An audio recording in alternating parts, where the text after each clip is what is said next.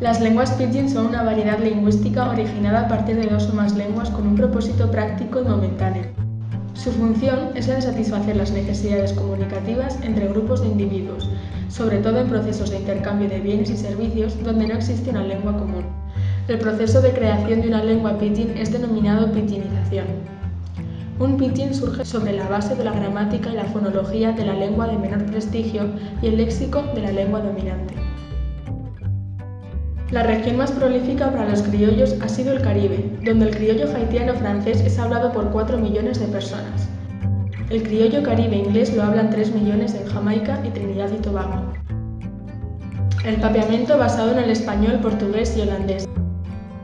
Por otra parte, casi todos los pidgins que más se han desarrollado y expandido proceden de una de las 5 lenguas europeas asociadas con la expansión imperial: inglés, español, portugués, francés y holandés.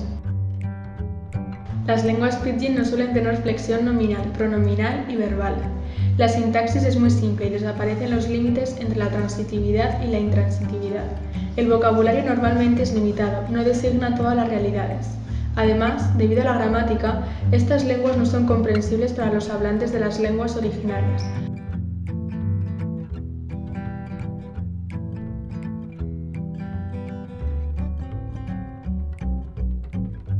El chinook wawa es una lengua pidgin de origen amerindio que procede de las lenguas indias de Norteamérica, el inglés y el francés. En el año 1800, época de apogeo, el chinook wawa era hablado por unas 100.000 personas.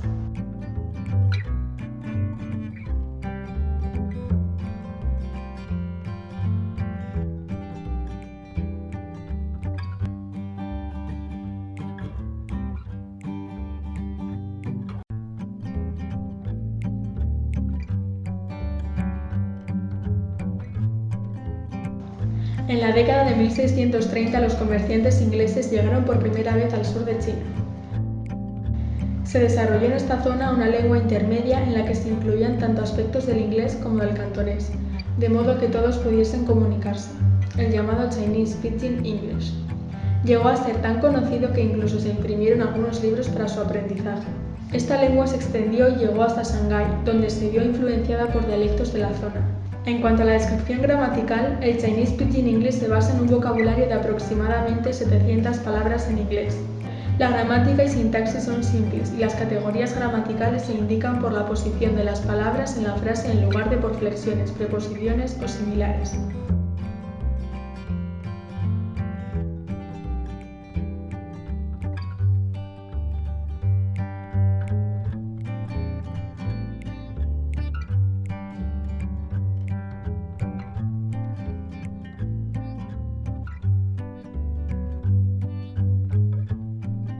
El chabacano tiene su origen en la llegada de los primeros españoles a Filipinas. Se trata de una lengua que deriva principalmente del español, el cual aporta la mayor parte de su vocabulario, y de las lenguas propias de Filipinas, como son el cebuano o el tagalog. La principal zona de influencia está en la isla de Mindanao. Actualmente se cree que existen aproximadamente unos 600.000 hablantes de chabacano en Filipinas, todos ellos localizados mayoritariamente en la ciudad de Zamboanga. Recientemente ha habido intentos de preservar esta lengua, como muestra la institución de la Biblioteca del Chabacano en Cavite. Además, existen diversas instituciones que propician la colocación de carteles oficiales en chabacano e intentan impulsar esta lengua en algunas escuelas de primaria de la ciudad. Incluso la prensa en inglés incluye artículos en chabacano, como por ejemplo el Daily Zamboanga Times. El 60% del vocabulario del chabacano procede del español. Esta lengua criolla tiene una estructura gramatical simplificada en la que no existen los tiempos verbales ni la distinción de género. Es también destacable la introducción de las vocales e y o, teniendo en cuenta que, antes de la presencia española, todas las lenguas de este país tenían solamente 3 vocales, la a, la i y la u.